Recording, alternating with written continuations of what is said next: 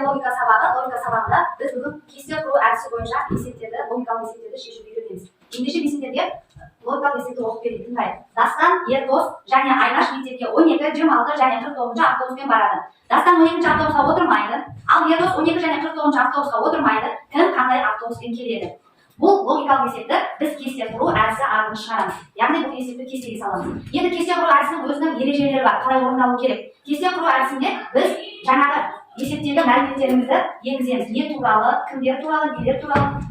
Және бұл жерде біз плюс және минус таңбасын қоямыз кестеге. Плюс және минус таңбасын. Енді тағы да бір ережесі бар. Плюс деген сөз ол бізде яғни болады, соған тиісті, я деген білдіреді. Ал минус деген жоқ, тиісті емес, болмайды, оған қатысты емес дегенді білдіреді минус таңбасы. Енді бұл минус пен плюс таңбасы бізде кестеге былайынан айтатын болсақ, бұл бағандарды табылады, ал былайынан жүретін болсақ, бұлар қатарлар. Енді бір бағанда бізде бір ғана плюс кездеседі екен. Бір ғана плюс кездесу керек. Қалғаны бәрі не болады? Минус болып кетеді. Осыны ескеруіміз керек.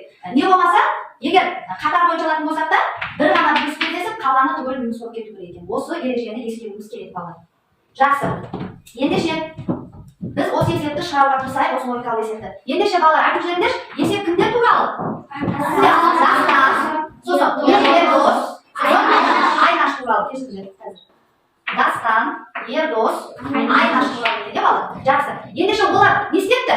Автобусқа отыр. Қандай автобустар екен? 12 автобустар екен? 9 автобустар бар екен. Жақсы. Ендеше біз қазір осы кезде бұлар плюс пен минус таңбасын пайдаланамыз. Енді бізге былай дейді, иә? Дастан 12 автобусқа отырмайды дейді. Дастан бұны тауып аламыз. Дастан 12-ні тауып аламыз, иә?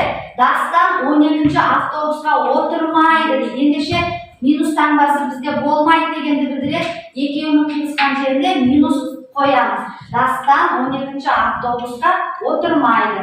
Ал Ердос дейді. Ердосты тауып аламын. Ердос тауып аламын. Ердос 12 және 49 автобусқа отырмайды. 12-ні тауып аламын. Екеуі түйіскен жеріне отырмайды, яғни минус қоямын. Және 49 автобус. 49 тауып аламын. Екеуі түйіскен жеріне минус қоямын. Отырмайды. Енді кім қандай автобуспен келеді? Енді біз бағана басында ереже айтқан болатынбыз. Ережеде не деп айтып едік? Яғни жалғыз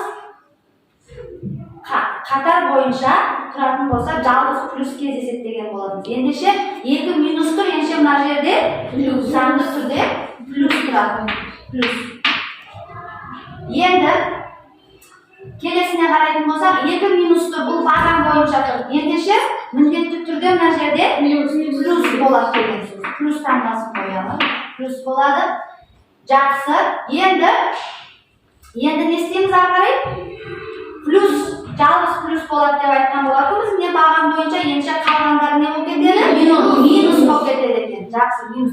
Енді мына 2 минус тұр қатар бойынша. Ендеше жалғыз плюс болады деген сөз мына жерде. Енді мына жерге қарайтын болсақ, баған бойынша қарайтын болсақ, яғни жалғыз плюс болады, қалғанын бәріміз не деп айтқан болады? Минус болады деп айтқан болады.